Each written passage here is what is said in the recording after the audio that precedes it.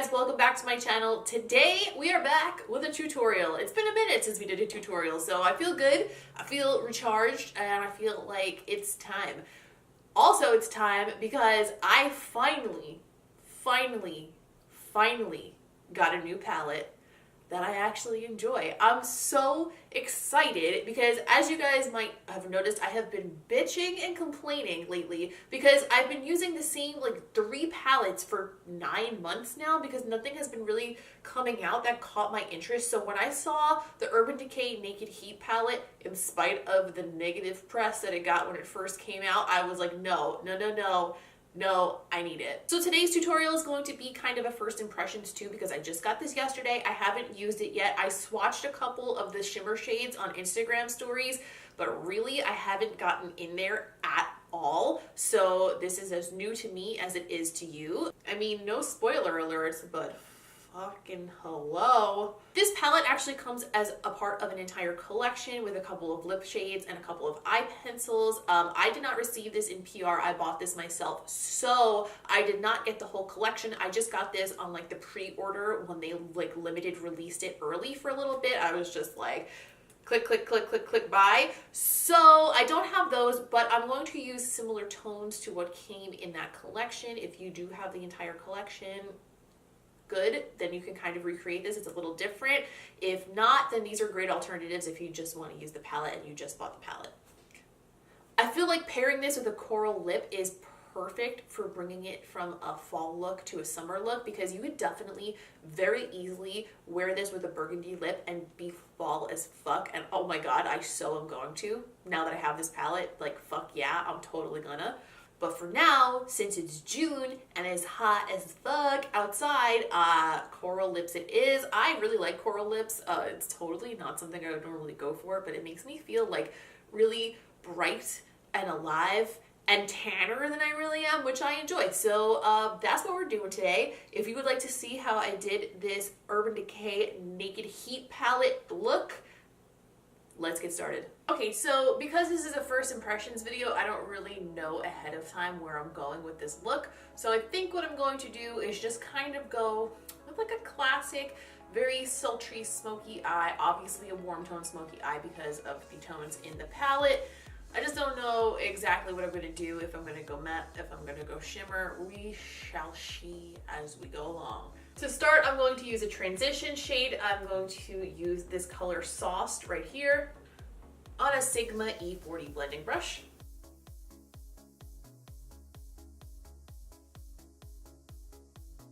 To start defining the crease a little, I am going to grab some of the color Cayenne on my Sigma E38. I'm just going to put that a little bit through the crease, like closer into the crease, and start dabbing that on the outer and inner corners.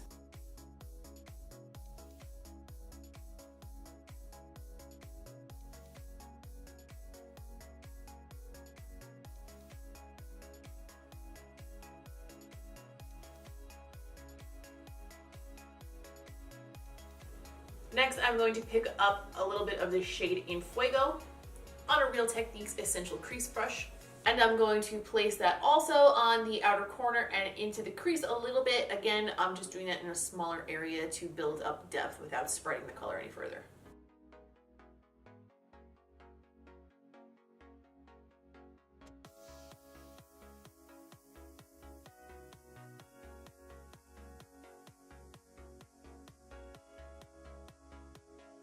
I'm going to use one of the shimmery metallic shades on the center of the lid because I want to create like kind of like a smoldery vibe that's still kind of piercing, if that makes any sense. So I'm going to grab a little bit of Dirty Talk on a Real Techniques shading brush. I think I'm going to dampen the brush a little bit with some setting spray, but I'm going to try it first without it to kind of give a better idea of what the palette performs like without the setting spray.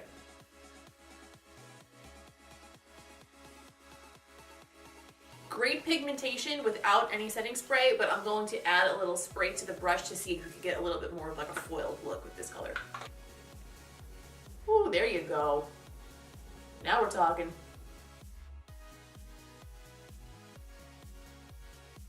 I'm going to pick up a little bit of this color Hombre, which is kind of, it looks like NARS Orgasm Blush, but it's an eyeshadow, sort of. Like it has like a pinky undertone with a gold shift. It's very pretty.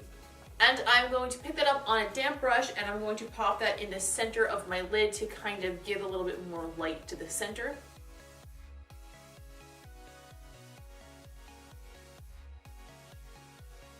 See the difference between this eye and this eye? It doesn't really change the color much, but it just kind of brings the center of the eye forward and makes the whole thing look a little bit more better. Now that most of the top lid is done, I am going to conceal under my eyes, and then we will continue on the inner corner and the lower lash line.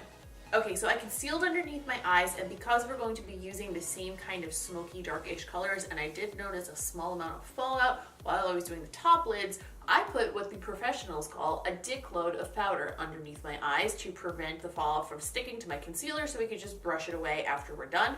I also went ahead and tight lined my top lash line while I was off camera because it's better when I get this close to the mirror so I can really get a shitload of liner in there and not miss any gaps, and it's hard for you guys to see. It's not that exciting anyway.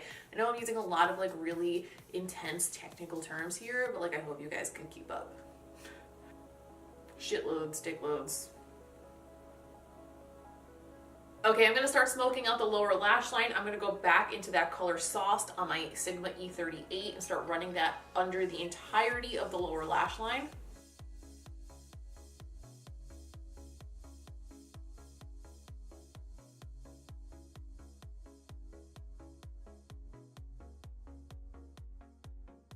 I'm also going to grab that Real Techniques Deluxe Crease Brush again and go back into that darker color in Fuego. And I'm also going to run that along the lower lash line, but I'm not going to bring it all the way into the corner. I'm only going to bring it into like underneath my iris.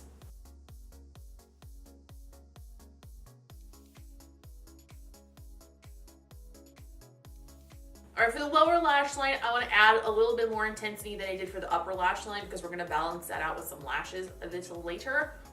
So I'm going to grab the darkest matte shade in the palette. It's called Ashes on a Real Techniques brow brush. I don't know what universe they think people can use this on their brows in because it's super duper thick. I would never use this on my brows, but I do really like it for pack and color on the lower lash line.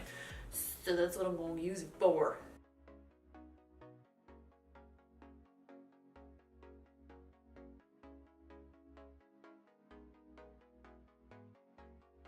And I am tapping some of that on the very outer corner of the upper lash line just to make sure everything connects. So this palette actually came out as a part of a collection that came with two really interesting eye pencil colors. I don't have the eye pencils, but I do have an eye pencil that's very similar to one of the colors, so I think that's what I'm going to use today. This is the NYX Cosmetics Faux Black Pencil in the color Oxblood. And I'm using that just in my lower waterline because I already tight lined the top with Anastasia Darkside pencil.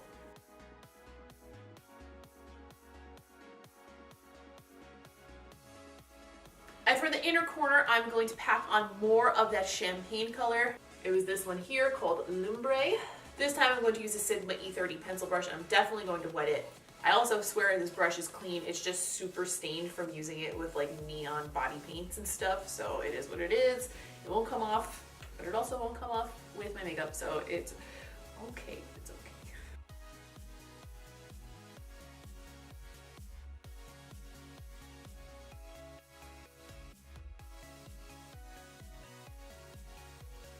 And I think I'm pretty much all set on the eyes. I just need some lashes and mascara. Obviously, for my lower lashes, I'm going to use the MAC Bold and Bad Lash, the little one that's meant for your bottom lashes. For the top, I'm going to use Too Faced Better Than Sex Mascara. And for my lashes, I'm going to use the KoKo Lashes Venus Lash.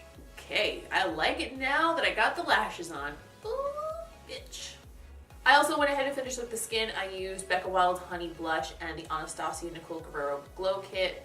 The usual, again, nothing very exciting. For my lips today, to make sure that this looks more like a summer look and not so much like a fall look, I'm going to go with a very bright coral shade. And this week I was lucky enough to receive a package from MAC Cosmetics. Literally, it's a package of their entire line of lipsticks, lip liners, liquid lipsticks, and lip glosses. Every lip product that they carry, they sent me a box of. Literally, when I opened it, I almost cried. I'm not gonna lie, a little bit of tears came out. I was really beyond touched to get something like that. It's really crazy for me to think about how I, as a kid, used to scrape my pennies together to try to buy MAC lip gloss, and now they're sending me their whole line. Like, it kind of puts in perspective things that I've accomplished, and I still have a really long way to go, but like, it's a really nice pat on the back along the way, and I'm super excited. So if you notice that I'm using a lot of MAC lipsticks, that's why. It's because I have all of them, and they need to get put to use. So I'm going to start by applying the MAC Prep and Prime Lip Primer. I have been using this for the last couple of days. I don't usually use a lip primer, but it's really nice. I don't really know if it makes my lipstick stay any longer, but it gives a nice soft, smooth base. To start with though, I'm going to use some of the Kat Von D lip liners. I'm going to use the color Lolita 2 on the outer corners and Smith's for the center. And the reason I'm doing that is because the lip liners that MAC sent, there is not like a bright coral and like an orangey nude, and I wanted to create like an ombre under the liquid lipstick to give it a little bit more depth and dimension.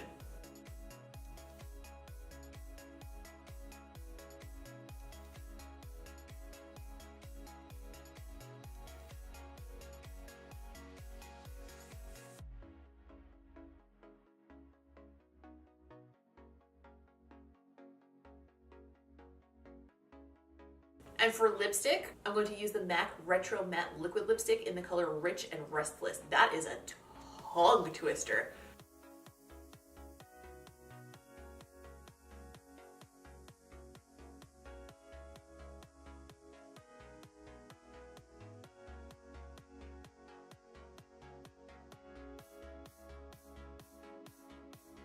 And that's the finished look.